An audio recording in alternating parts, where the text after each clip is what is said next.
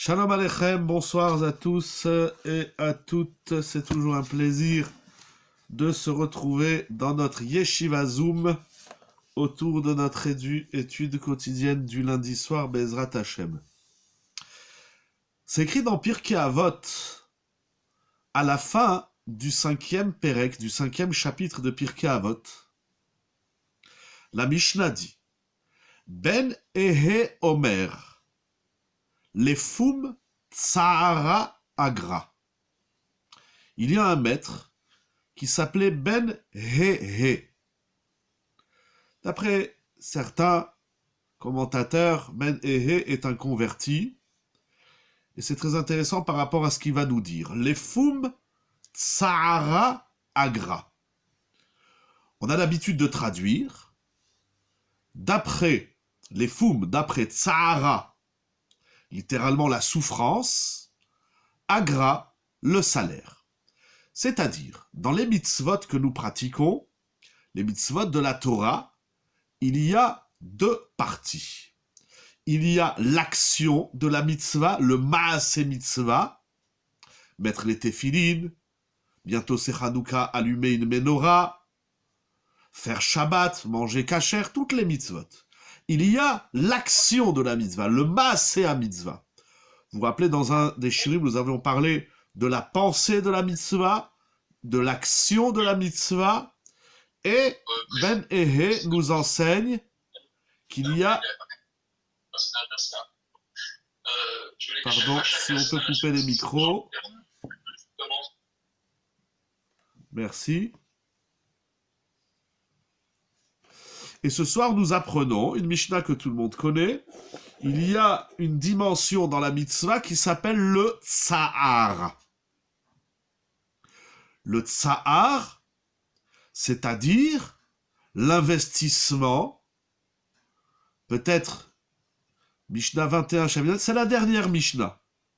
Dans certaines éditions, c'est peut-être la 21, dans certaines éditions, c'est la 22, dans d'autres, c'est la 23. C'est la dernière phrase du 5e chapitre de Pirkei Avot. Il y a le tsahar. Tsahar, c'est un mot, on va dire, lourd. C'est pas écrit en fonction de la messirut nefesh, du dévouement. C'est écrit en fonction du tsahar. Tsahar, ça veut dire la peine. Le mal qu'on se donne à faire la mitzvah. Et donc Ben Ehe nous enseigne l'intention de la mitzvah est dans la pensée ou dans l'action ou dans les deux. Dans les deux. Il y a l'intention dans l'action. Mais ce soir, nous n'allons pas parler de l'intention et de l'action.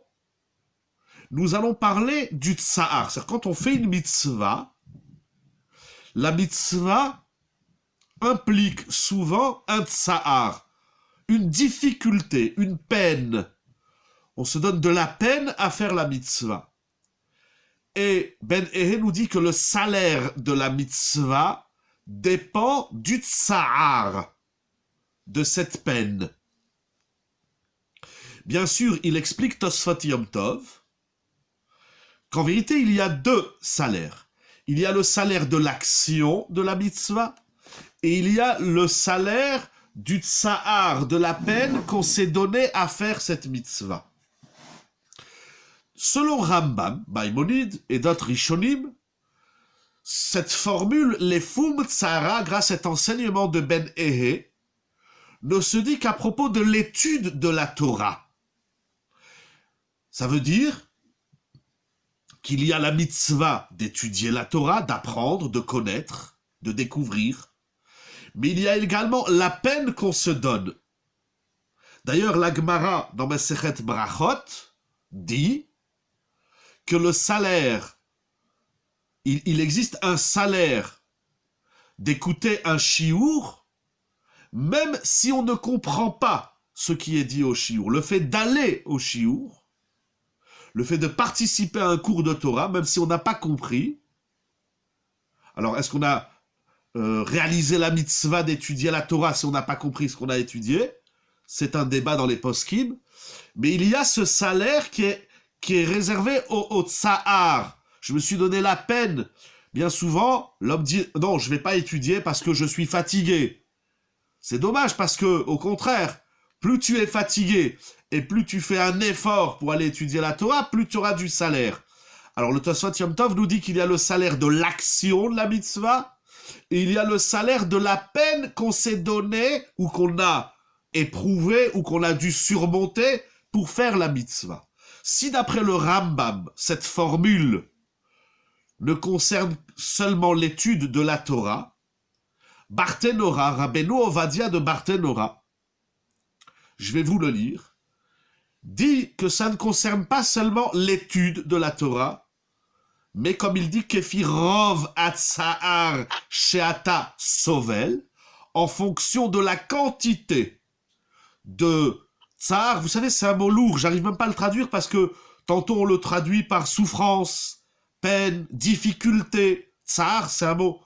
Donc, en fonction de la quantité de tsar que tu supportes, que tu subis chez Ata Sovel, Belimud à Torah, aussi bien dans l'étude de la Torah, Veasiyat mitzvah, et la pratique des mitzvot, Yeh srarcha meroubé, ton salaire sera grand.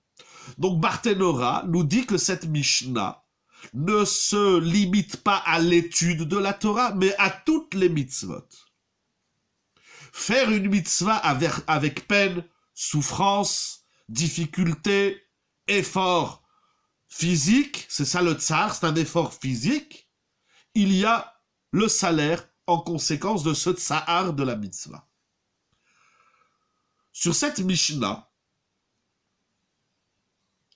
qui vient certes nous encourager à faire les mitzvot, même lorsqu'on éprouve un tsar, une souffrance, une peine, tous ces synonymes, je me suis posé la question au niveau, donc il vient Ben Ehe nous encourager, même si la mitzvah va exiger de toi un effort physique important, fais la mitzvah et tu auras un salaire en conséquence. Je me suis posé la question, et c'est ça que je voudrais étudier avec vous ce soir. On va survoler de nombreuses halachot, mais au niveau de la halacha, sortant du contexte, difficile d'éprouver la souffrance et aussi de la joie et de l'enthousiasme de faire les mitzvot. C'est juste. Mais vous savez, je répète votre question, il est difficile d'éprouver de la souffrance et en même temps de la joie et de l'enthousiasme. Vous savez, c'est une idée connue qui dit qu'en vérité, c'est justement la joie et l'enthousiasme qui vont nous donner le moyen de surmonter l'effort, de surmonter la souffrance de la mitzvah. Faire Torah et mitzvot, ce n'est pas quelque chose de facile. Il y a des mitzvot faciles, il y a des mitzvot difficiles. Vous allez voir les exemples dans la halacha qui sont traités, c'est très intéressant. On est dans un monde où, alors il faut savoir, donc premièrement par rapport à votre question, c'est la joie qui va emporter sur la souffrance. Ça veut dire quoi? Ça veut dire soit tu es tellement enthousiaste de faire la mitzvah que tu ne vas plus ressentir de souffrance, soit ça, ou peut-être quand on a la joie d'avoir surmonté la souffrance, c'est exactement ça aussi, je suis content d'avoir surmonté, mais vous allez voir qu'il y a certaines mitzvot que vous réalisez, que nous réalisons, on est content de faire la mitzvah, mais en même temps ça nécessite un effort physique, une souffrance, une difficulté. C'est pas parce que je suis content de faire la chose que la chose devient obligatoirement facile et légère. On va rentrer tout de suite dans le vif de la question pour que vous compreniez mieux de quoi il s'agit. Donc vous avez compris, il y a cette Mishnah Ben Ehe vient nous encourager, nous dire qu'il y a un salaire. C'est-à-dire que des fois, il y a des mitzvot qu'on n'a pas envie de faire. Il faut se lever le matin, c'est difficile, il faut sortir de sa couette, il faut aller à la tefila, il y a des mitzvot où il faut payer de l'argent, où il faut payer beaucoup d'argent, il y a des mitzvot qui coûtent cher, il y a des mitzvot qui coûtent pas cher, etc. C'est pas toujours évident, et bien souvent, on se retient de faire une mitzvah à cause d'une fatigue, à cause d'une migraine, à cause de shalom bayit, à cause de 1001 raisons réelles. C'est vrai, j'ai très mal à la tête. Je vais pas à la tefila à Bémiliane parce que j'ai très mal au ventre. J'ai une migraine violente. Jusqu'où on doit s'efforcer de faire une mitzvah lorsque l'application, l'accomplissement de la mitzvah exige un effort important à mettre en place. Alors, il y a à ce sujet une sugia très connue dans la halacha qui s'appelle Mitzta'er Patur Minasuka. Le chiour, c'est pas Sukkot, ne vous inquiétez pas, je sais, c'est bientôt Hanouka. La Gemara nous enseigne, et c'est comme ça stipulé dans la halacha, dans le Rambam, dans le Shulchan Aruch, qu'une personne qui va dans la souka, un homme, en l'occurrence, la femme est dispensée de la mitzvah de la souka, comme toutes les mitzvot qui dépendent du temps, un homme donc qui est tenu, qui a l'obligation de manger, de dormir, de vivre dans la souka, s'il est mitztaher de la souka, c'est-à-dire que si le fait d'aller dans la souka, ça le met mal à l'aise, il est mitztaher, il est en mode tsahar, là, il est dispensé de la souka. Pourquoi? Les sages nous enseignent, parce que dans la Torah, c'est écrit Teshvu. Teshvu, ça veut dire vous habiterez dans la souka. Et la Gemara dit Teshvu ke'en taduru. On habite dans la souka comme on habite dans la maison. Alors si quand tu vas dans la souka, tu n'es pas à l'aise, de quel tsar on parle? C'est de ça qu'on va voir, encore une fois, pas seulement dans la souka, mais on va voir de manière plus générale. Mais si le fait d'aller dans la souka, ça, par exemple, il pleut, il tombe des cordes, il pleut dans la souka, il pleut très fort, il y a un orage, alors on est dispensé d'aller dans la souka. Ça s'appelle pas une habitation, on n'habite pas dans un endroit où on n'est pas agréable, où on n'est pas à l'aise. Les décisionnaires que nous allons voir, et je cite déjà le Sdech Hemed de Rab Chizkiyahu Medini, dans son Sefer Sdech Hemed, au 5e volume, il ramène une question soulevée. Il y a un tsar qui dépend de la mitzvah et un tsar qui amène un salaire. Il y a un tsar qui dépend. Toutes les mitzvot, c'est du tsar. Il y a des mitzvot qui sont faciles. Il y a des mitzvot qui sont très difficiles. Vous allez voir, on va rentrer tout de suite. On va donner des exemples concrets de tous les jours. Et qu'il y ait tsar, fait que justement il y a le salaire. Mais maintenant, je laisse la souga du salaire. C'est une autre souga. Pourquoi devrait-on avoir un salaire et en plus doubler pour une mitzvah? Je ne comprends pas très bien vos questions. Pardon. Akadosh Baruch Hu, il nous a demandé de faire la Torah et les mitzvot. La Torah et les mitzvot, c'est pas facile. Il y a des gens qui croient que de devenir juif, ça se fait en un claquement de doigts, et voilà, on va faire la Torah et les mitzvot. Rabotai, c'est pas comme ça. Shabbat, c'est dur, il faut fermer le magasin. On peut pas prendre la cigarette, on peut pas prendre le téléphone. Manger cachère, c'est dur, il n'y a pas tous les produits qu'on veut, et en plus, ça coûte de l'argent. Nida, c'est difficile. Lashon hara, c'est insurmontable. Ça fait mal aux poumons et aux mâchoires. Chaque mitzvah engage un effort physique. Akadosh Baruch Hu, ce ne sera plus un service désintéressé avec un salaire. C'est une autre question. C'est une autre question. C'est une bonne question, mais je ne veux pas parler du salaire. Je veux rester, excusez-moi, dans la souga du tsahar, dans la souga ilchatit, dans la halacha. Mais Akadosh Baruch Hu, il est conscient, bien évidemment, cela va sans dire, à quel moment le tsar dépasse et dispense. Justement, on va y arriver. Je vais y arriver. Mais Akadosh Baruch Hu, il sait qu'il nous demande de faire des efforts physiques surmontables. Il n'y a pas de mitzvah insurmontable. Il n'y a que des mitzvot difficiles. Et Akadosh Baruch Hu, il est conscient, le sens de la mitzvah, c'est aussi pour travailler le corps, la fatigue, la mélancolie, la paresse. Ce que je veux savoir, c'est qu'au niveau de la halacha, jusqu'où on est dispensé, ou à partir de quand on est dispensé d'une mitzvah, lorsque celle-ci nécessite un effort physique. Alors je disais, mitztaher patur minasuka. Le Sdech Hemed, Chelek He, ramène, au nom du Birkei Yosef et au nom de nombreux acharonim, qui se sont posé la question, est-ce que cette règle de mitztaher patur minasuka, c'est-à-dire celui qui est souffrant, il est dispensé de la souka, est-ce que c'est une halacha réservée à la souka? Ça veut dire, dans Soukot, si tu es mitztaher, tu es patour. Par ailleurs, n'importe quelle autre mitzvah, tu seras chayav, obligé de faire la mitzvah, même si elle te casse les pieds, ou la tête, ou le ventre, ou ce que tu veux, ou ce que tu veux pas. Tu as une mitzvah à faire, tu la fais. Est-ce que c'est comme ça ou pas? Alors, par exemple, il y a tous les Shabbats une mitzvah de faire Seouda Shlishit.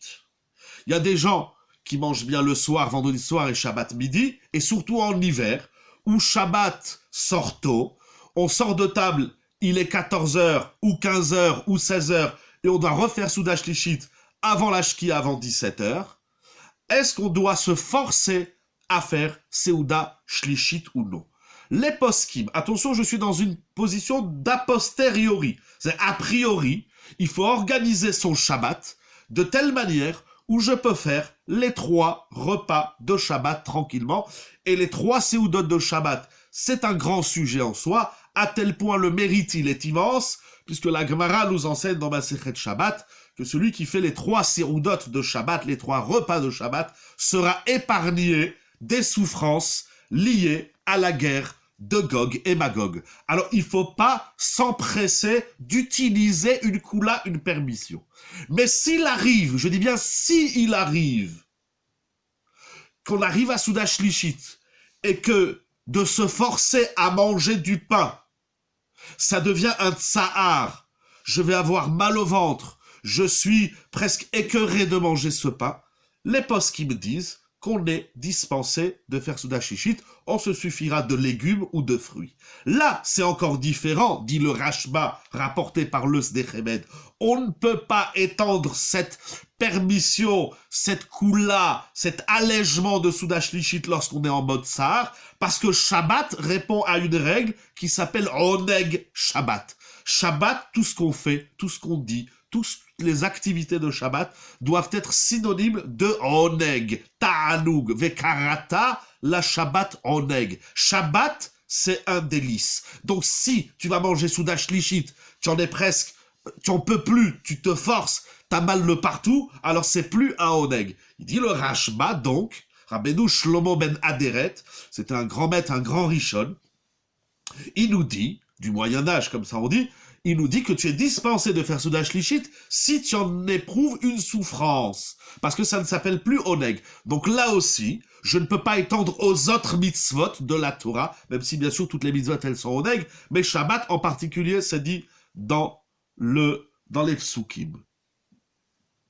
Ça, c'est la première partie que je voulais vous montrer. Et on va voir d'autres exemples dans la halacha. Alors puisque je suis dans les fêtes, avant de revenir à des questions plus quotidiennes, je le lis dans Chazon Ovadia Ilchot Pesach, il dit Rav Ovadia Yosef, c'est ramené dans le Shulchan Aruch, dans la Gemara, Masechet Nedarim, Afilu Mish, vous savez, à Pesach, on a une mitzvah de boire 4 coupes de vin, éventuellement de jus de raisin. Mais il y a des gens, lorsqu'ils boivent le vin ou le jus de raisin, après, ils ont très mal au ventre. La halacha nous dit, Afilu Mishayayin Maziko, même celui qui boirait le vin de Pessah, des 4 coupes du Seder, et cela lui fait du mal, il va avoir des vertiges, il va avoir des migraines, il va avoir mal au ventre, ou bien celui qui n'aime pas le vin. Il y a des gens qui n'aiment pas le vin, ni le jus de raisin. Ils aiment le Coca-Cola, le whisky, ce que vous voulez, mais le vin, ils n'aiment pas. Sonner, c'est pas juste j'aime pas, c'est ça m'insupporte. Ça m'insupporte ou ça me fait mal à la tête, ça me fait mal au ventre. La halacha dit, chayav, litrok, etatzmo, lishtot, arba, kosot. On se doit, hommes et femmes, de se forcer. Chayav, litrok, etatzmo, lishtot, arba, kosot. On doit se forcer de boire les 4 coupes de vin. Mais, Rav Ovadia Yosef écrit un petit peu plus loin dans Chazon Ovadia, à la page Aïn Dalet et Aïn Vav, et c'est là où on va commencer à voir des définitions de la halacha. Chole, she'asur lo lechol kazait matzah, pen yichbad alav cholio ve'yipol lemishkav. Celui qui est malade, duquel il n'aurait pas le droit de manger de la matzah, de peur que sa maladie s'alourdisse et s'aggrave jusqu'à ce qu'ils doivent rester alités. Dans ce cas, Par exemple, il y a des gens qui ont des problèmes graves intestinaux, lo alenu. C'est pas j'ai mal au ventre et je suis plié en quatre. Il y a des gens qui ont des maladies, qui doivent faire attention à ce qu'ils mangent. Là, la halacha le dispense, mi sharofim kovim, celui dont les médecins déterminent que la consommation de la matzah est mauvaise et nuisible pour sa santé et risque de lui causer une maladie, même si cela ne le mettrait pas en danger, là, il ne mangera pas de la matzah. Donc, dans les ilchot souka, comme dans les ilchot arba kosot et matzah, nous voyons que si je fais la mitzvah, si je dois jusqu'où je dois m'efforcer, je dois m'efforcer de faire la mitzvah, de boire les 4 coupes de vin, de boire les 4 coupes de jus de raisin, de manger la matzah, sauf s'il y a une contre-indication médicale qui dit, monsieur, madame, ne mangez pas la matzah, c'est très dangereux pour vous. Il y a des gens qui ont des problèmes de diabète, par exemple, ou d'autres problèmes dont la matzah il y a des gens qui ont des problèmes de gluten.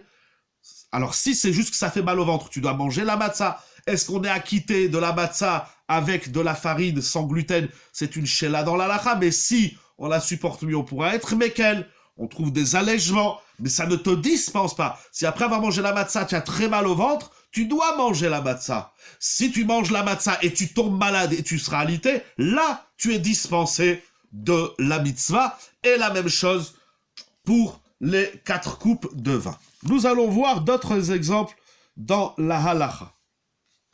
Ce qui est important de rappeler dans cette sugia, pardon, je cherche un sefer.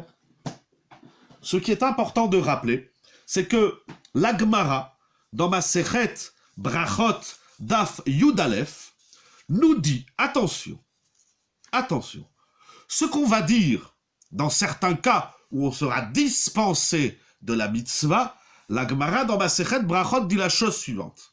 Un homme, le matin ou dans la journée, peu importe, il apprend qu'il fait, malheureusement, Dieu nous en préserve, il fait faillite de son affaire. Mishetavras finato, celui dont son bateau a coulé.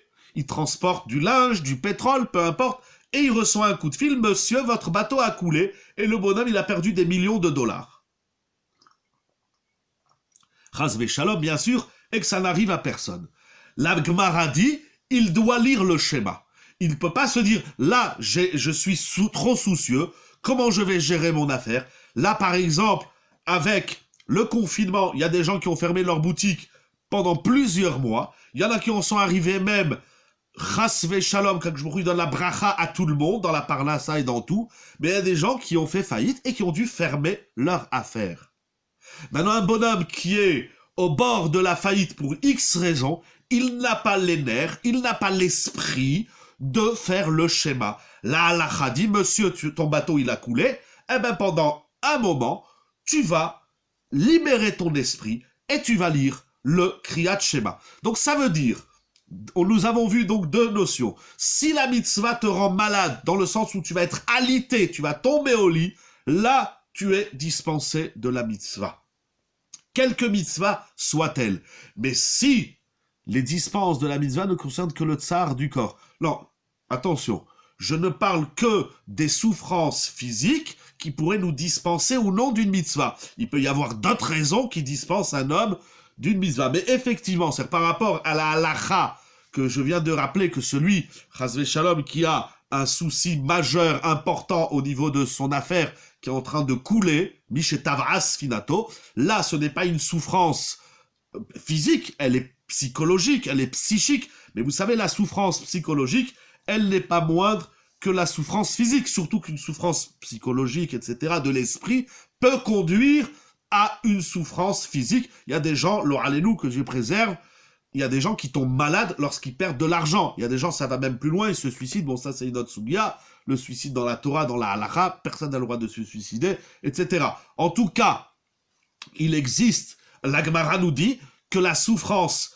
intellectuelle, la souffrance, le souci de comment je vais régler mon affaire, ne me dispense pas de lire le schéma. Mais vous allez voir, en fait, vous posez une bonne question que nous allons rencontrer tout de suite, en vérité, cette notion de, puisque tu peux limiter ta souffrance, c'est-à-dire lire le schéma, ça dure 5 minutes. Pendant 5 minutes, tu peux ne pas penser à ton affaire qui a coulé. De toutes les façons, de ressasser dans son esprit, et son affaire, elle a coulé, et comment il va faire? C'est pas comme ça qu'il va trouver des solutions. Donc à un moment donné, il peut penser à autre chose. De toutes les façons, de temps en temps, il va voir les nouvelles, de temps en temps, il va voir un match, de temps en temps, il sait évader son esprit. Mais là, la Gemara, la Halacha, nous dit, cet homme, il doit fournir l'effort de libérer son esprit quelques instants, quelques minutes, le temps de lire le schéma. Un autre exemple, puisque nous avons parlé du schéma, alors on va voir d'abord ici dans Minchat Asher, du Gaon Rava Asher Weiss. Minchat Asher, dans le premier volume, d'ailleurs dans la paracha de cette semaine, Parashat Vayetse, il a toute une discussion, toute une soubia, il a plusieurs pages sur ça, et j'ai soulevé quelques exemples. C'est écrit dans le Shulchan Aruch, Orach Chaim, Siman Kuf Samer Gimel, Seif Aleph. Vous voyagez, Ha'olech Baderech, vous êtes en voyage, vous êtes en voiture, vous prenez la route. Et voilà qu'à un moment donné, vous voulez manger votre sandwich. Mais vous avez oublié la bouteille d'eau à la maison, parce que c'est madame qui devait préparer le pique-nique, et madame elle dit non c'est monsieur. Bon peu importe, ça sert à rien de se disputer, comme toujours ça sert jamais à rien, ça sert jamais à quelque chose de se disputer bien évidemment. En tout cas maintenant on est sur l'autoroute, et on n'a pas d'eau dans la voiture, et on veut manger notre sandwich. Avant de manger du pain, nous savons, il faut faire Netilat Yadaim. Le Shulchan Aruch dit, celui qui est en chemin, il doit tsarich lalechet lefanav arba mil. Si tu sais que d'ici 4 kilomètres, tu trouveras de l'eau, alors tu n'as pas le droit de manger ton pain sans faire Netilat Yadaim. Mais le chidouche, ou l'achorav mil, kedel itol yadav, ça veut dire que si tu es sur l'autoroute, ou tu es sur une route de montagne, tu vas au ski, ou tu pars en vacances, je ne sais où, et voilà que tu n'as pas d'eau. Alors tu dois continuer 4 kilomètres devant toi pour... tu manges pas ton pain, tu continues 4 kilomètres, que tu sois à pied, en voiture, en vélo, ou en chameau, ou en hélicoptère, ça change rien. Tu fais 4 kilomètres. Si à 4 kilomètres il n'y a pas d'eau, alors tu pourras manger le pain sans te laver les mains, il faudra le couvrir, etc. Par contre, ou les achorav mil, kede litol yadav, si tu sais que tu n'auras pas d'eau devant toi d'ici 15 kilomètres, mais tu te rappelles que derrière, en arrière, il y avait une source d'eau, il y avait une épicerie qui vendait, alors tu dois rebrousser chemin d'1 kilomètre en arrière pour prendre de l'eau et faire des Netilat Yadaim. Il nous dit donc le Gaon Rava Asher Weiss, je vois d'ici que, bon ici c'est pas un gros effort, je vous l'accorde, mais malgré tout, t'as pas mangé, tu veux manger ton sandwich, bon tu peux attendre un quart d'heure, le temps de trouver de l'eau ou en voyageant 4 km devant toi ou en rebroussant chemin d'1 kilomètre en arrière, ça peut prendre un quart d'heure, ça peut prendre une demi-heure, le temps que ça prend, tu n'auras pas le droit de manger ce pain. Nous voyons d'ici, dit Rava Asher Weiss, que on n'a pas le droit, c'est-à-dire on n'a pas l'autorisation de ne pas faire Netilat Yadaim, même au prix d'une fringale, d'un estomac qui crie famine. Donc on voit un exemple où on doit faire un effort, mais on peut pas faire Netilat. Ah, pardon, j'ai pas lu. Si vous pouvez réécrire la question, excusez-moi. Entre-temps, je commence une autre halacha. Si vous voulez réécrire la... Ah, mais on peut pas faire Netilat avec de la neige, de l'herbe ou autre. Il y a effectivement, avec de la neige, on peut. Avec de l'herbe, c'est seulement si on n'a pas d'eau. Il faut bien apprendre Ilchot Netilat Yadaim. De prime abord, il faut faire Netilat Yadaim avec de l'eau. Et si on sait qu'il y a de l'eau d'ici 4 km, on ne mange pas son sandwich, on va à 4 km. Et si on sait qu'à 1 km en arrière, il n'y a pas d'eau. Et d'ailleurs, ce qui est très intéressant, c'est que le Mishnah Berurah dit, je ne suis pas dans Ilchot Netilat Yadaim, c'est pour montrer cette notion de fournir un effort. Bon, ici, c'est vrai, c'est pas un gros effort d'attendre encore un quart d'heure. Ça dépend à qui on parle. Bien sûr, si la personne ne mange pas son sandwich tout de suite et elle va s'évanouir et être en danger, elle mange le pain sans faire Netilat Yadaim. On a vu que celui qui est nofel les mishkav, c'est-à-dire si le fait de faire une mitzvah, je vais en tomber chas shalom, malade et alité, là on est dispensé de la mitzvah. Donc quelqu'un qui est anémie à tel point de faire un malaise, c'est sûr, il mange le pain, il se pose pas la question s'il y a de l'eau à 1 km derrière et ou 4 km en avant. Il dit le Mishnah Berurah, le Mishnah Berurah, il dit un grand chidouche. Si tu as une coupure d'eau chez toi à la maison, parce qu'il y a des travaux de la ville ou de l'immeuble, où tu appelais le plombier, tu dis, excusez-moi, je dois couper l'arrivée d'eau pendant 4 heures. Maintenant, toi, tu veux te mettre à table et tu n'as pas d'eau. Il dit le Mishnah Berurah, tu n'as pas le droit de manger le pain si tu ne fais pas des Netilat Yadayim. Ah, mais j'ai pas d'eau, j'ai pas de bouteille. Eh ben, il dit le Mishnah Berurah, tu sors de chez toi et tu fais, si à un rayon d'1 kilomètre, tu n'as pas d'eau, là, tu pourras manger le pain sans faire Netilat Yadayim, en connaissance de une ou deux autres halachot importantes. En tout cas, tu es dispensé de te laver les mains avec de l'eau. Mais c'est pas je suis chez moi, il n'y a pas d'eau. C'est la distance de l'effort. Pourquoi cette distance? Parce que les Chachamim, ils ont très bonne question. Les Chachamim, ils ont évalué, parce que 1 kilomètre, bon, honnêtement, je sais pas. S'ils avaient dit 2 kilomètres, on aurait aussi expliqué. Il faut voir exactement. Mais en tout cas, les Chachamim nous disent, tu descends de chez toi, tu prends l'ascenseur et s'il n'y a pas d'ascenseur, tu descends à pied et tu remontes à pied. Et à un rayon d'1 kilomètre. 1 kilomètre, vous savez, 1 kilomètre à pied, si je me trompe pas, ça fait à peu près 15 minutes. 12 à 15 minutes. Aujourd'hui, 1 kilomètre en voiture, ça prend 2 secondes. En vélo, ça prend 4 secondes. Mais à pied, et puis des fois, on se dit quoi? Allez, il faut que je sorte de la voiture du garage pour aller chercher de l'eau. Il y a des gens qui habitent un petit peu en retrait de la ville. Donc, s'il n'a pas d'eau, bon, aujourd'hui, c'est pas très compliqué. On va chez le voisin, on lui demande une bouteille d'eau. On lui demande un peu d'eau. On dit, voilà, j'ai une coupure d'eau. Est-ce que vous pouvez me dépanner d'un peu d'eau? Mais on voit, il dit comme ça, mais voir des tseich litroach, tircharaba. C'est incroyable. Je sais pas pourquoi Rava ici l'écrit comme ça, mais lui, il comprend de cette halakha que même s'il faut faire un effort physique important, on n'a pas le droit de manger le pain dans les conditions. Rava, c'est un contemporain, un Gaon qui vit à Yerushalayim, mais je sais pas dans les conditions d'aujourd'hui. Bon, sauf si c'est à pied. Voilà, à pied, il faut faire 15 minutes pour aller trouver de l'eau. Eh ben, on voit qu'on ne peut pas manger son pain et donc on doit faire cet effort. Donc le lefum tsaragra, je veux vous le montrer dans la halakha, le partager avec vous, c'est qu'on voit que la halakha dit, c'est-à-dire le tsar, c'est pas seulement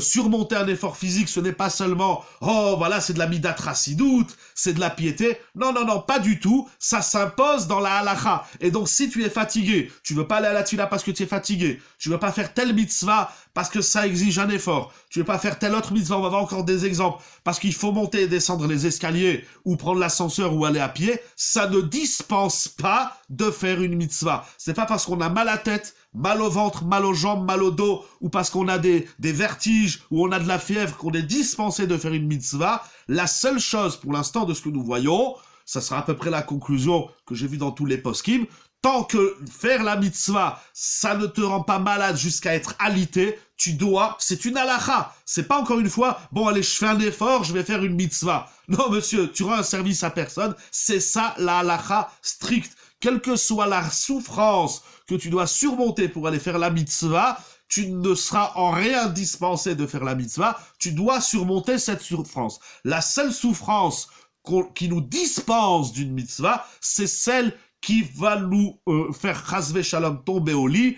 Et encore, je vais vous montrer une grande shéla très intéressante dans la rame. Mais pour l'instant, c'est ce que nous voyons. De même, il ramène Ravaï. C'est ramené dans le Shulchan Aruch. Orachaim siman tavresh pehe seif zaïn. Vous savez qu'il y a une mitzvah de la Torah d'écouter Parashat Zachor durant le mois de Hadar à la veille de Purim. Et de même d'écouter Parashat Para avant Pesach. Et le Shulchan Aruch dit que écouter Zachor et Para, ce sont des mitzvot de Oraita. Il dit le Shulchan Aruch quelque chose d'incroyable. Si tu habites dans une région où il n'y a pas de minyan, et donc tu ne pourras pas lire Parashat Zachor et Parashat Para avec minyan. Alors le Shulchan Aruch dit, ceux qui habitent dans des endroits où il n'y a pas de minyan, ils doivent venir passer Shabbat dans des villes où il y a minyan. Qu'est-ce que nous voyons de là? Dit Rav Asher Weiss, d'ici nous voyons que là aussi ça nécessite un effort. Il faut venir depuis le vendredi, voire depuis le jeudi, et il faut passer tout Shabbat. Ça nécessite un déménagement, amener toute la famille et peut-être payer un hôtel. Ça engage des frais. Jusqu'où il faudra engager des frais pour faire une mitzvah, c'est une autre question. Mais en tout cas, le côté « Ah, mais c'est pas pratique, moi, il faut que je parte déjà le jeudi ou le vendredi, il faut que je prenne l'avion ou la voiture, que je roule 4 heures. » Monsieur, il y a une mitzvah de la Torah d'écouter Parashat Zachor et Parashat Para. L'effort physique et tout ce qui va avec tout le déménagement et tout le dérangement ne te dispense en rien de faire une mitzvah de la Torah. Ah, alors une halakha intéressante. La Gemara dans Masechet Choulin, et c'est ramené également dans le Shulchan Aruch, Orach Chaim, Siman la Metret. Je vais commencer par la Gemara, on va aller voir le Shulchan Aruch. La Gemara dit, Chole me'ayim, quelqu'un qui a mal au ventre, Peturim mina tefilin, il est dispensé de mettre les tefilin. Pourquoi? Il explique Rashi, parce que s'il a mal au ventre, il ne peut pas garder les tefilin sur lui. Il met les tefilin, 5 minutes après, paf, il a une crampe, excusez-moi, il doit aller aux toilettes. Donc il enlève les tefilin, il revient, au bout de quelques instants, il remet les tefilin. Paf, encore il a mal au ventre, encore il va enlever les tefilin. Et il vient, il met, il enlève. C'est fatigant. Donc les chachamim ont dispensé celui qui a mal au ventre. Je ne parle pas qu'il a mal au ventre, hein, il a des petites crampes.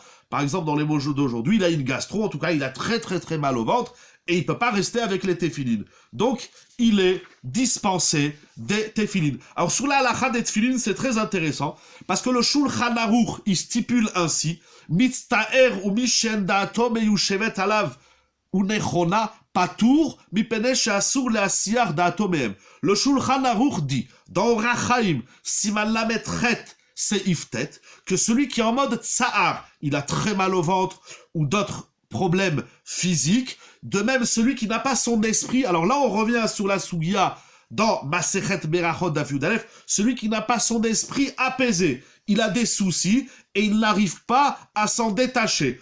Alors il sera dispensé de mettre les tefilin. Mais là, dans Nishmat Avraham, il ramène au nom du Aruch HaShulchan, il dit de nos jours, l'absence de Yishuv Da'at, comme dans la... Alors, c'est ça qui est la différence entre Kriyat Shema et Tefilin, c'est des grandes questions, vous soulevez une grande question.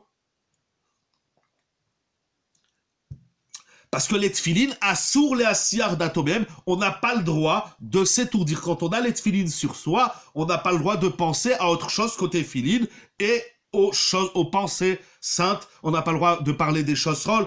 Je vois des fois les gens à la synagogue, ils ont encore les tefilin, et il dit au plombier à quelle heure tu viens à la maison, ou il appelle le banquier ou je sais pas quoi. Rabotai, c'est assour. D'abord, c'est assour de parler de tout ça à l'intérieur de la synagogue, du Beth Midrash et de la Yeshiva. Tu veux parler de choses qui sont profanes, tu sors et tu enlèves les tefilin. On n'a pas le droit d'être massiyar da'at.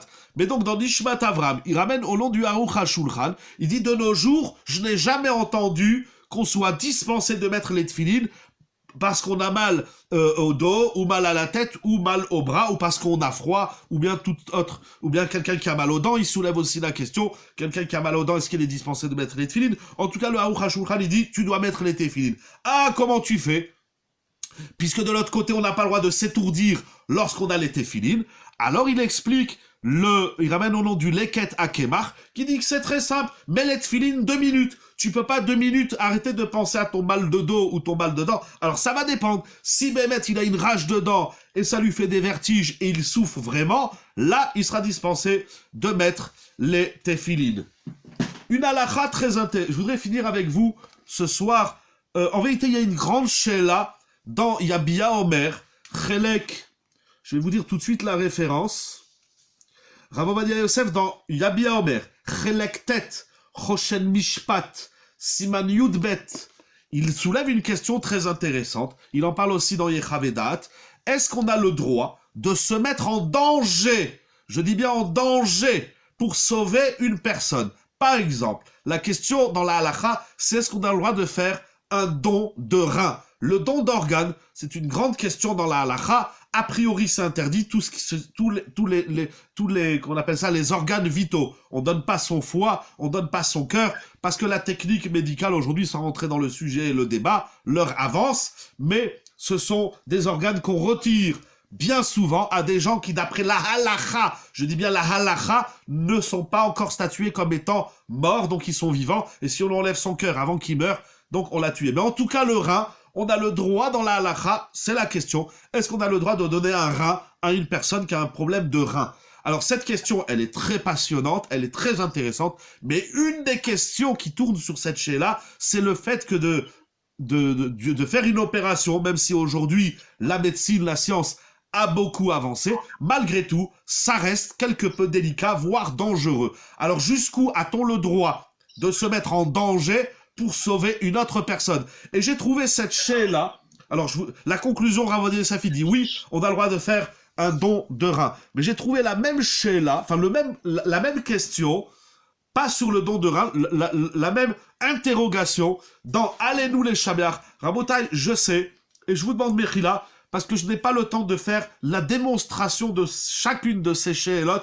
Je fais une espèce de, comment dirais-je, je vous montre un peu différentes questions qu'il y a dans la halakha qui touchent ce principe de savoir jusqu'où a-t-on le devoir, pas le droit, le devoir de s'efforcer physiquement pour aller faire une mitzvah. Et vous allez voir que nombre de fois de mitzvot que nous ne faisons pas, parce que, sous prétexte que j'ai un peu mal à la tête, ou même j'ai très mal à la tête, c'est pas parce qu'à chaque fois qu'on a une migraine, ou un mal de dos, un mal de ventre, ou un mal de jambe, ou un mal de bras, ou un mal de je ne sais quoi, qu'on est dispensé de faire les mitzvot. Pour l'instant, et je vous dis déjà tout de suite, on va aller vers les conclusions, parce que on commence un peu à dépasser le temps. Si faire une mitzvah exige de toi un effort physique, même douloureux, tu dois faire la mitzvah. Seulement celui qui, faisant la mitzvah, risque de tomber malade et d'être alité, là, on est dispensé de la mitzvah. Donc, par rapport à la question de savoir, est-ce qu'on a le droit de rentrer en danger pour faire un don de rein, ou bien Rav Zilberstein, dans Allez-nous les Shabeach, il a écrit son sefer Allez-nous les Shabeach sur Bamidbar, donc 4e volume. Tout à la fin du Sefer, il a de nombreuses shélot de halakha. Il dit, est-ce qu'on a le droit de se mettre en danger pour aller chercher un médicament? Il y a, je sais pas, inventé n'importe quelle situation, qu'elle soit théorique que dans le Limoud, et il va ramener une grande discussion entre le Oneg Yom Tov et son beau-père, le Rav Eliashiv Alav Shalom. Est-ce qu'on a le droit donc de faire, parce que de se mettre en danger, je sais pas, on va rencontrer, je sais pas, des voyous, ou on va rencontrer des animaux dangereux, ou bien il fait froid, et puis si je sors dans la glace, Razvé Shalom, il fait moins 45 dehors, alors après il va rester congelé dehors. Est-ce qu'on a le droit de prendre des risques pour aller chercher un médicament pour une personne qui a besoin de guérison? Avant de dire, oui, je voudrais vous montrer encore 2 halachot qui sont très intéressantes. Toujours dans Minchat Asher, de la paracha de cette semaine. Regardez qu'est-ce qu'il écrit, c'est incroyable. Veineze idan veidanim. Il dit le Gaon Rav Asher Weiss. Depuis très longtemps, Ayatamua be'enai, j'étais étonné, c'était étonnant à mes yeux. Bemitzvat Yishuv Eretz Israël. Vous savez, il y a une très grande discussion dans la halakha entre le Rambam et le Ramban, le Shulchan Aruch et d'autres poskim. On voit dans Ilchot Shabbat, dans Ilchot Gitin, dans plein de sugyot dans le Shulchan Aruch, dans la halakha. Il y a des grandes tshuvot, des livres entiers qui ont été écrits sur ça. Bien sûr, Vayoel Moshe de Rabbi Yoel de Satmer, Rav Ovadia Yosef, il a des tshuvot sur ça, etc. Est-ce qu'il y a une mitzvah d'aller habiter en Eretz Israël? Sans politique, sans tabou, c'est une grande discussion dans la halakha. Rav Weiss, qui a aujourd'hui des grands décisionnaires de la halakha, avec les dizaines de livres qu'il a écrits sur la halakha, il soulève la question suivante, sans rentrer dans le débat de savoir si c'est une mitzvah, oui ou non, une mitzvah de Oraïta ou une mitzvah de Rabbanan. Il dit, je me suis toujours interrogé concernant la mitzvah d'aller habiter en Eretz Israël, que les Chachamim ont interdit, je dis bien, ils ont Asrou Chazal, les Yoshve Eretz HaKodesh, Latzet Lechutz Laaretz. La Gemara dit, et c'est comme ça ramené dans le Rambam, que celui qui habite en Eretz Israël, il lui est interdit de sortir d'Eretz Israël pour aller en Chutz Laaretz, en dehors d'Eretz Israël, sauf si c'est pour se marier, pour étudier la Torah ou pour la Parnassa. Mais si c'est pour aller prendre des vacances aux Alpes ou pour faire du ski ou autre chose, et d'ailleurs Rav Yosef il pose la question, quand on est en Eretz Israël, est-ce qu'on a le droit de venir en dehors d'Eretz Israël pour respecter les parents? Il a une shéla dans Yechavedat.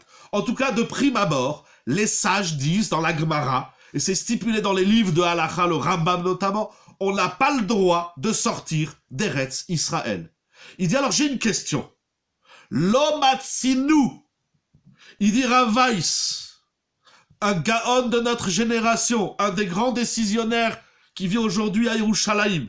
Il dit, nulle part, c'est écrit, je vous le lis, Lomatsinu, shekol yoshve chutz laaretz, que tous les habitants de la diaspora, vechol achenu shebemdinot ayam, et que tous nos frères qui sont de l'autre côté des océans, chayavim la'alot l'Eretz Israël.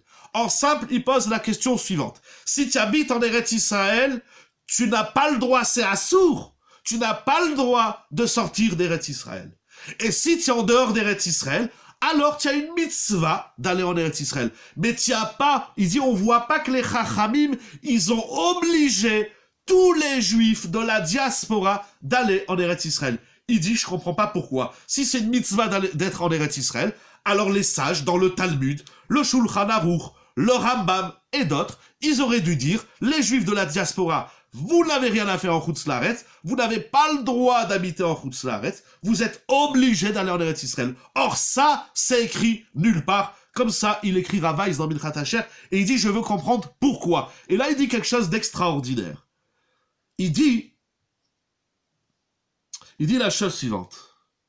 Voilà. Ou Beyoter, Yesh Litmoa. Il dit al-Rivevot, al-Fait Israël, dans l'histoire du peuple juif. Des dizaines de milliers de juifs, de Chachamim, de Yeshivot, de Talmidei Chachamim qui habitaient en dehors d'Eretz Israël. Le Talmud Babli, il a été écrit en dehors d'Eretz Israël, etc. Chez Bechol Lorvador, Brol Mekom Bezurem. Et on n'a pas vu, il n'est jamais existé une aliyah massive imposée par les Chachamim. Il pose la question, pourquoi les sages n'ont pas imposé une aliyah massive? Vous savez qu'est-ce qu'il répond? Je vais vous le lire. Il dit, d'après tout ce qu'on a expliqué, que, certes, il faut faire un effort important pour réaliser des mitzvot, mais il y a une réalité qui s'appelle la parnassa. Et les chachamim ne peuvent pas imposer, comme ça c'est écrit, ce qui dit en vérité, c'est écrit déjà dans le Sdei Chemed et dans d'autres sfarim, les chachamim ne peuvent pas imposer à tous les juifs de la diaspora d'aller en Eretz Israël, parce que nous savons que là-bas, c'est pas tout le monde qui va trouver de la parnassa. Et on n'a pas le droit de mettre sa parnassa en jeu pour aller en Eretz Israël. Et d'ailleurs, c'est une autre discussion, mais il se fait tard. Combien d'argent devons-nous dépenser, c'est une souga dans Masechet Ktuvot, pour pouvoir faire une mitzvah? Par exemple, on vous dit une paire de tefilines, ça coûte 1000 €. Il y a des gens, ils n'ont pas 1000 €. Alors, est-ce qu'il doit vendre sa maison pour acheter des tefilines? Combien il faut dépenser? En tout cas, les chachamim, étant donné, oulala, il est tard, les Chachamim ont dit, on ne peut pas imposer à tout le monde d'aller en Eretz Israël, parce que là, l'effort, il est trop difficile. Alors, on voit dans tout ça, et je voudrais vraiment terminer, c'est comme ça aussi que dit Rav Moshe Steinbourg, dans Tshuvot Ve'anagot Chelek He, mais je voudrais finir avec une halakha dans Yalkut Yosef, il dit les maaseh, c'est de façon concrète et pratique, si la réalisation d'une mitzvah va te rendre malade, tu vas tomber malade avec 42 fièvres au lit, etc. Et après, il faut prendre des antibiotiques. Si la mitzvah, elle te rend malade, pas « Ah, ça me rend malade !» Non, je parle pas de cette maladie psychosomatique ou imaginaire. Je parle d'une maladie physique. Alors là, on est dispensé de la mitzvah. Mais tant que la mitzvah ne te rend pas malade, ou tant que la mitzvah n'empiète pas sur ta parnassa, attention, je parle de mitzvah tassé, n'essayez pas de comprendre d'ici qu'on peut ouvrir le magasin Shabbat, chas ve shalom, chas ve chalila, quand il s'agit d'un lot assez, il faut dépenser tout son argent, comme ça c'est écrit dans le Rama, comme ça il dit aussi le Chafetz Chaim, si de ne pas dire du Lashon Hara, tu vas perdre ta place au travail, eh ben tu perds ta place et tu vas vivre sous les ponts. Rien ne nous autorise de dire du Lashon Hara, parce que là on est dans les mitzvot, lota assez. Un homme il doit dépenser tout son fric pour pas faire une avera, mais un homme il n'a pas besoin de dépenser tout son fric pour faire une mitzvah. Vous comprenez la nuance, c'est pas trop le sujet, alors je ferme la parenthèse. En tout cas, dans l'effort physique, si l'effort physique va te rendre malade physiquement, il va tomber au lit, il faut appeler le docteur, il faut prendre des médicaments, là on est dispensé de la mitzvah. Mais si c'est un effort physique qu'il faut surmonter et que ça fait mal au dos, mal aux jambes, mal à la tête, eh ben tu te lèves et tu fais ta mitzvah, tu n'en es pas dispensé. Rabotai, pour terminer ce mini chiour sur cette immense sugia, je voudrais lire avec vous une halakha extraordinaire. Je vais lire une partie de la halakha dans Yalkut Yosef, Ilchot Kibud Avaim, 2e volume, page Kouf Pevav, il a écrit 1, 2, 3, 4, 5, il a écrit 6 pages sur la question que nous étudions ce soir, mais il dit si la mitzvah du respect des parents entraîne une souffrance, tu dois faire ce que ton père et ta mère, te demandent. La souffrance ne nous dispense pas de la mitzvah de Kibbout Avem. Mais il conclut également à la page Kouf Tzadik Aleph, que si le fait de faire Kibbout Avem, c'est mon père, ma mère me demande quelque chose, mais si je le fais, Chas Veshalom, je vais tomber malade physiquement. Par exemple, il faut traverser le fleuve et l'eau elle est à moins 50, ou s'il faut prendre des risques dangereux ou des risques physiques pour la santé physique, là on est dispensé de Kibbout Avem, si tant est qu'on peut faire Kibbout Avem par l'intermédiaire d'une autre personne dans ces cas extrêmes. Mais en tout cas, le fait de dire oui mais maintenant moi mon père me demande quelque chose, mais je dois faire un effort physique, j'allais dire insurmontable, ce qui est faux, mais ça veut dire j'ai mal aux jambes, mon père il me dit va faire ça, je vais dire papa excuse-moi j'ai mal aux jambes, mais si on s'en fout, tu te lèves et tu vas faire ce que ton père il te demande, etc. Il soulève des grandes questions, mais voilà, c'est un petit peu ce que je voulais partager avec vous. Alors, en vérité, ça veut dire, comme c'est l'idée que j'ai vue dans Aparasha Markima, dans Bereshit Siman Resh Yudalet, l'homme devrait être triste qu'on ne puisse pas faire la mitzvah. C'est plutôt que de dire ah, j'ai mal au dos, je vais pas à la tfila, j'ai mal aux jambes, je jette pas ma femme, j'ai mal à la tête, je vais pas à un Issour Torah. Il faut savoir que tous ces prétextes ne sont pas valides au niveau de la halacha, quelle que soit la souffrance physique que tu as. Et là, je termine avec ce que j'ai commencé, et au contraire, plus tu montres l'effort, la Messirut Nefesh, que tu fais une mitzvah, même si tu as mal à la tête, même si tu as mal au dos, même si tu as mal je ne sais où, eh bien là, ton salaire, il sera encore plus grand. Et quand on ne peut pas faire une mitzvah, il dit, Rav Shilo ben David, on doit être triste. C'est-à-dire, si vraiment, Chas v'Shalom, on peut pas faire la mitzvah parce que, Chas v'Shalom, il va tomber malade, alors plutôt que d'être content, il faut être triste. Peut-être le tsar de ne pas pouvoir faire la mitzvah va le faire surmonter le tsar initial. Peut-être, comme vous dites, les chaim besotot, ça veut dire... Alors effectivement, parce que ça, j'ai vu, c'est écrit dans quelques sfarim, bon je sais plus où, parce que là j'ai beaucoup de livres qui sont ouverts, j'essaie de faire un résumé, mais c'est vrai que des fois, le fait c'est-à-dire le srout de l'élan de la mitzvah atténue, voire annule la souffrance, mais je vous dis, c'est pas magique. Moi, je ne crois pas à la magie. La Torah nous interdit d'y croire. Dans la Torah, il n'y a pas de magie. Il y a des mitzvot que nous réalisons, que dans l'élan, dans la simcha, alors on arrive à la faire facilement. Mais il y a des mitzvot qu'on les fait et on a mal au dos. Ça veut dire, moi, personnellement, quand quelqu'un me dit « Est-ce que tu peux m'aider à porter ma valise ?» J'ai mal au dos. Ou des fois, Rav Mergal et Shiva dit « Venez nous aider, il faut porter des choses. » Ça me tire dans les reins, ça me tire dans le dos. Alors, je vais aider un peu. Mais quand vraiment je tombe par terre, j'ai dit « Là, j'arrête. » La souffrance physique ne nous dispense pas de réaliser une mitzvah. C'est l'idée que je voulais partager avec vous ce soir. Qu'Akadosh Baruch Hu, il vous donne la santé, la bracha, la tzlacha, les yeshuot, les nissim et les niflaot. On est dans le mois de Kislev. C'est le mois de la Messirut Nefesh des Hashmonaïm. Ils se sont pas dit, oh là là, on est fatigué. Ils se sont dit, quoi? Les Grecs, ils veulent nous prendre le Beth Amikdash, ils veulent nous prendre la Torah. Eh ben, on va pas se laisser faire. Et ils se sont battus. Et Akadosh Baruch Hu, il les a aidés parce que eux avaient zéro chance d'y arriver, comme on le dira dans les tfilotes de Hanouka. Mais nous sommes encore à une dizaine de jours. En tout cas, je vous souhaite à vous, à vos familles, à vos enfants, à vos petits-enfants et à tout le clan d'Israël. Bracha, tzlacha, yeshua. Merci aux organisateurs et organisatrices. Merci à vous d'avoir été là ce soir. Beaucoup de baraka que je nous donne les kochot, que je nous donne la force de réaliser les mitzvot, même quand on n'en a pas les forces. Besorot tovot yeshuot. Merci à vous tous. Amen, bracha, tzlacha. Les chaim, besorot tovot, que des bonnes nouvelles. Avec plaisir, besorot tovot. Il faut remercier. Je suis pas seul dans cette équipe Yeshiva Zoom. Il faut remercier toute l'équipe. Toda Rabba. Bonne soirée à tous et à toutes.